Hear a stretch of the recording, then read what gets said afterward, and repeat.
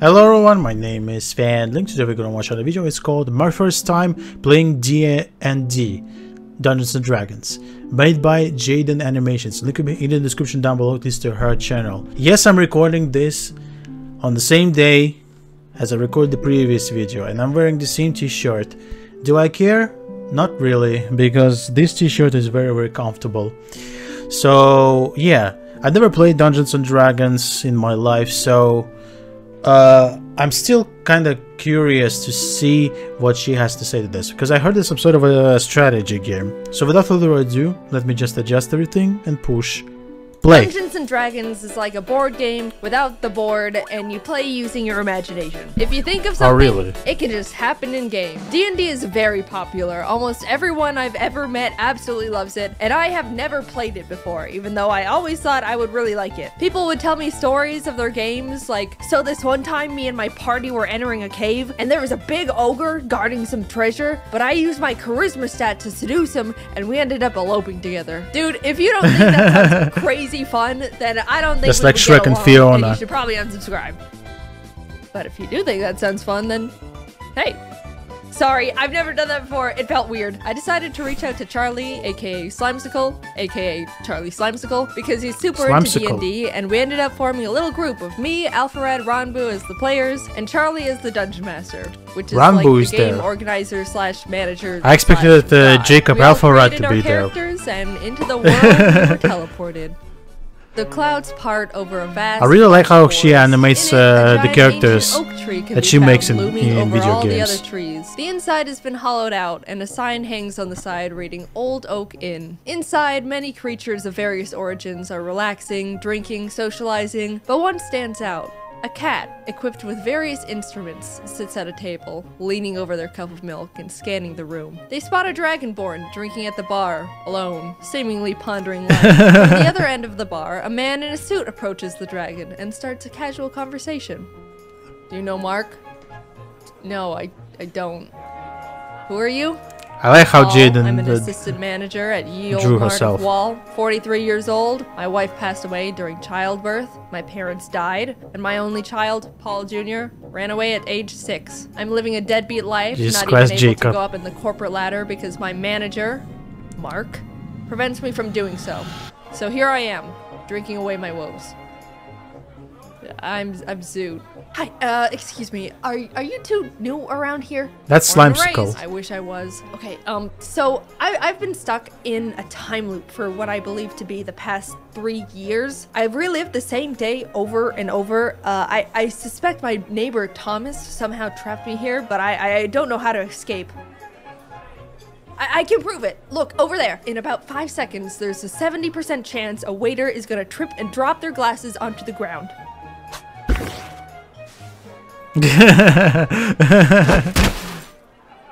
Well, alright, it's a bit impressive, but, like, it's gonna take a bit more convincing because that wasn't all that. Suddenly, a sheep crashes through the tavern windows and starts rampaging around the inn. It's going straight up crazy, knocking over tables, knocking over people. Paul mentions it's got the way how she describes this game makes me want to play it now. Immediately stops and runs straight up to him. As Paul takes what seems to be a scroll out of the sheep's mouth, Zoot whips out their mace in an attempt to pepper spray the sheep, but slips on a puddle of rum and accidentally sprays Paul, who just is disappointed at this point. The three open the scroll, and Zoot, recognizing won't be able to see for at least 30 minutes, translates it, casting a huge shockwave and blasting everything in its radius. Hello? Can you understand me now? Why the f did you try to spray me with mace? Zoot and the sheep start bickering as Paul and Tholomew just stare at them. Is this like a story game or something? I'm no ordinary sheep. I used to be human and was cursed into a sheep's body. My name is Luop, and I need your help becoming human again. Please. Alright, Lop. Well, it's Luop. Come on, guys, let's go. And for some reason, they all went along with it, still not understanding what the hell is going on. Maybe, they both thought, they could find their arch enemies, Mark and Thompson, along the way. The group is walking through the woods. Tholomew is very on edge, feeling like something isn't quite right. The tree line is shifting in unnatural ways. Oak trees are turning into birch, the bushes are rustling. Zoot spots various random animals along the path and picks up a turtle, which they add to their inventory. inventory. Paul tries to pocket a turtle of his own, but it turns out to be a rock and is then mauled by a Zoot. He ends up unharmed, though his adventure suit he changed into is now ruined. Zoot feels bad about Paul not getting a turtle, so they offer to let Paul name theirs, to which he chooses Paul Jr. They eventually reach a clearing with a large stone outcrop covered in engraved shifting runes. Carved into a stone is a large bronze door with a face on it. Hello. You should try to impress it. Okay. I think those were the sounds from Deltarune. Answer me these riddles 3, and then That's a cool animation right there. I'm a riddle door. That's her voice. The alphabet goes from A to Z, but I go from Z to A. What am I? The alphabet backwards. Wrong. The answer was zebra. Who's next?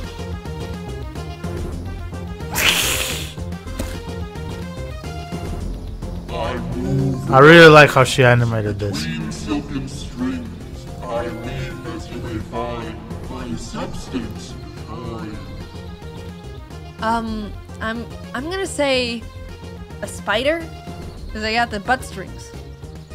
Correct! You may pass. Wait, but can you turn our friend back? Oh yeah, double or nothing. Answer this next riddle, and your friend will be turned back. I creep and crawl with no eyes, legs, or ears, but I can move the earth with my peers. What am I? Can you use it in a sentence? In answer to the question? Yeah, like spelling bee style. Oh. Nice try, but you're not gonna worm your way out of this. I think I picked up on it. I don't know if you noticed, but he said worm on accident. I'm very detail oriented. Don't listen to him, he's a zebra. Paul Jr., what do you think the answer is? Turtle. Turtle, final answer. It's a worm. Correct. The adventurers walk through the door's mouth, which closes behind them. As they're walking into an open room, they're greeted by a closed silver door. Zoot immediately pitches the turtle at the door, but nothing happens. There's 3 dishes of clay placed in front of 3 pedestals, and the door face emerges once again, this time on the ceiling. In order to continue, create whatever you want.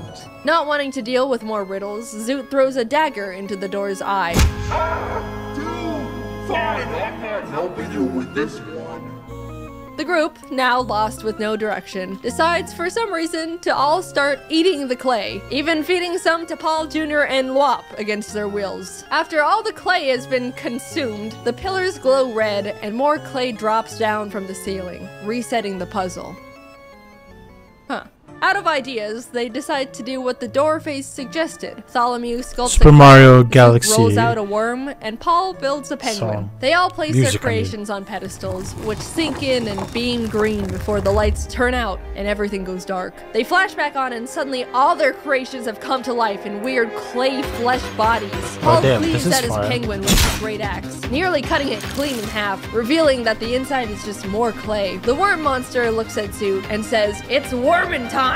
causing Zoot What? to scream and sending a shockwave towards it, immediately exploding the worm and splattering clay everywhere, living as a normal-sized worm now. The worm lunges and wraps itself around Zoot's throat, trying to choke them out. Tholomew rips the arms off the crown monster and dodges its follow-up attack. The penguin reforms itself, sprints full speed at Paul, but slips and splats into a pile of clay on the ground, to which Paul finishes off with his axe. Meanwhile, Tholomew attempts to rip the legs off the crown, only for the crown legs to turn into arms, grabbing Tholomew and climbing onto their head, causing them to lose their mind. Viewing the other party members as enemies, Paul shifts his attention to Tholomew, throwing his great axe horizontally at the crown. Unfortunately, it goes a bit low and the handle smacks Tholomew directly in the face. Zoot gets a grip on the worm, ripping it off their throat, and breathes acid onto it until it's reduced to ash. Tholomew I don't blows think on acid their and clay bagpipes work to attack together, but Paul, okay. sending out a thunderous shockwave that shakes the cavern. Paul is able to hold his ground, runs up to the two, and successfully cleaves the crown off Tholomew's head. All the clay monsters have been defeated. The silver door opens, and everyone cheers together in celebration. The adventurers God damn enter it. the new room to Slumsicle. be greeted by wooden structures, spiral staircases, platforms, and a golden door at the very back wall. It looks like a camp is set up inside the area, and voices can be heard above on one of the platforms. Tholomew scans the area looking for traces of their neighbor, Thompson. Not only do they discover a pack of goblins that have inhabited the area, but he also recognizes a familiar boot print in the clay. It's the same type Thompson wears. He's been here. Paul climbs up to the goblin platform and sparks conversation. The goblins are confused and a bit wary of the intruders, but introduce themselves nonetheless. I'm Gob, that's Glob, that's Gobble, that's Gobble Gob, and that's the Peeler, And who's that? Original names. that's Bloyle. So your names are Gob, Glob, Gobble, Gobble Gob, Peeler, and Loyal? The Peeler. Got it. So your name is the Peeler. You don't know anything about Marker Thompson. I only know about one thing, and that's peeling. Yeah! Great, there you go. Oh, jeez. Okay, all right, we're leaving. Paul starts booking it to the door they came in through, the Peeler right on his tail, stabbing at his ankles. No one else is doing or saying anything, they're just watching. Paul makes it back to the previous room, and the Peeler slinks into the shadows. With Paul in the other room and Tholomew and Zoot unable to speak Goblin, Tholomew is left trying to communicate through improvised sign language, pointing at the door and blowing kisses at the goblins to signal peace. Zoot tries to slip around the goblins in the meantime, as communication is clearly not working and the goblins are only getting more aggressive, but they bump into an invisible force they can't see, alerting the goblins, who are now initiating combat. Zoot decides to keep running to the door as Tholomew bangs on their drums, sending sound shockwaves at the attacking goblins. Gob, Glob, and Gobble are all sent flying off the edge of the platform, falling to their deaths. Gobblegob, in a fit of rage after losing his friends, lunges at Tholomew but misses completely, sending himself off the edge of the platform too. The Peeler emerges from the shadows to lunge at Tholomew, who is taking up Loyal, but Paul jumps in just in time, clashing blades with him. As everyone is distracted, Zoot gets to the door, peeking in to see an entirely golden room with a small golden rod shaped like a tree branch floating at the center. The branch shifts between valuable materials. You couldn't teach your friends just like that. Then emerald and ruby. Gobblegob, the goblin that accidentally dove off the side of the platform, sprints back up the stairs and attempts to tackle Tholomew off the platform, but accidentally leaps over him and plummets once again over the edge, this time to his demise. Paul and Tholomew perform a clumsy team attack together and finish off the Peeler, ending the battle, but because of the uncoordinated attack, Paul's axe is now peeled. They all hurry over to Zoot and enter the golden room together, trying to figure out how to get the artifact down. Zoot suggests they all toss Lop into the air to get it down, so Paul Solongi Bowser's into the air, but in the complete opposite direction. Tholomew quickly runs over and breaks his fall, and before Lop can say anything, they throw him again, this time hitting their target as they both fall to the ground. No one stops Lop's fall this time as he lays motionless on the floor. As Tholomew is healing up Lop, Zoot approaches the wand, Peter only for Griffin. it to be snatched by an invisible force. An unseen figure then reveals itself. Well, hey there, neighbor. Oh, and Paul. It's me, your good friend, Mark Thompson. Tholomew, you ruined my life, spreading false rumors about me. You said I cursed you, and now no one wants to talk to me. My wife and kids left me, everyone avoids me, so I spent years becoming a dark wizard, and I'm gonna have my revenge. What about me? And you, Paul. Anyway, yeah! That's You cringy. all are gonna be spending the rest of your lives here in this shifting sanctum. I'll be going now. Tholomew quickly casts Locate Object on the wand Mark is now holding and throws ink in the general direction, hoping to reveal where Mark is, but unfortunately it doesn't land. Zoot sprints in the direction Tholomew indicated and attempts to tackle the air. They make contact but bounce off of Mark's rock-solid beer gut, breaking the invisibility spell. Tholomew whips out their drums, slamming it with the intent to cast a thunderwave on Mark, sending him flying from the impact. Zoot follows behind and shouts, "Depression!" casting a command spell on him. He stops in his tracks, facing Zoot, and says, "I'm so sad." Having never dealt with depression before, he pulls out a picture of his ex-wife and kids and just stares at it. What? Longingly. Paul and Tholomew see their chance this to is a little bit attack him cringy, and but I once still again like try it. to use an ultimate team attack. They grip Paul's peeled axe together and throw it in tandem at Mark. But once again, they mess up, and Tholomew is accidentally sent flying with the axe as it pierces Mark's chest. Mark is unfazed, still wallowing in his depression, but Zoot sees this as an opportunity, casting Disguise Self and visually turning themselves into Mark's ex-wife. Ella, is that you? It is! Mark. Mark drops the photo and wand, sobbing, and slowly walks towards Zoot, who has their arms out, ready for his embrace. He grabs Zoot and pulls them close, tears streaming down his face. It's been so hard. It's okay. I'm here now.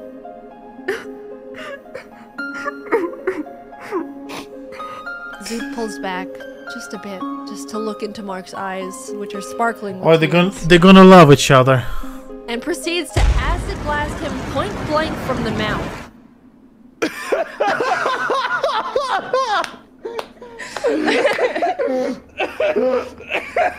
Mark is heavily damaged but alive, snapping back to reality and throwing Paul's axe to the ground. If I can't have the wand, no one can! Paul picks up one part of his peeled axe. So, Looks like Slimecicle the man in and her Jacob position just agreed opened to up. this. He throws the axe and hits Mark, but doesn't kill him. He then picks up the other peeled axe part to throw as well, but it boomerangs around and hits him in the back of the head. Tholomew grabs the wand from the ground and points it at Mark. This is for everything. It looks like a stick of truth. The restraining order for moving in next to me. You're my personal hell! Mark turns to Paul while being zapped by the wand. Would you still let me be your manager? Even if I was a...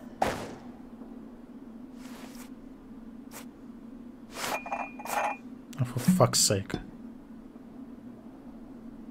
You're fired. You guys did it! Please, use the wand to turn me back into a human. Please! Tholomew casts the wand's powers onto Lop, finally turning him back into his original form. Paul and now human Luop lock eyes. Hi, Dad. Paul Jr. Is that you? Oh, really? Oh, Paul and his long-lost son, Paul Jr. embrace. The wand, now all out of magic, crumbles into dust, and the party exits the cave. The bomb is detonated, and the explosions erupt behind them as the group walks off together. Thanks for watching. This was a different type of video, but I hope you enjoyed it. Okay, I know. I still liked it, but I did not expect that last part. That was actually good. It was her storytelling, basically, that she came up with. So, if you enjoyed this, then please hit the like button with all of your might, subscribe to my channel, and ring the notification bell. Today has been Fed Link with you, and bye bye.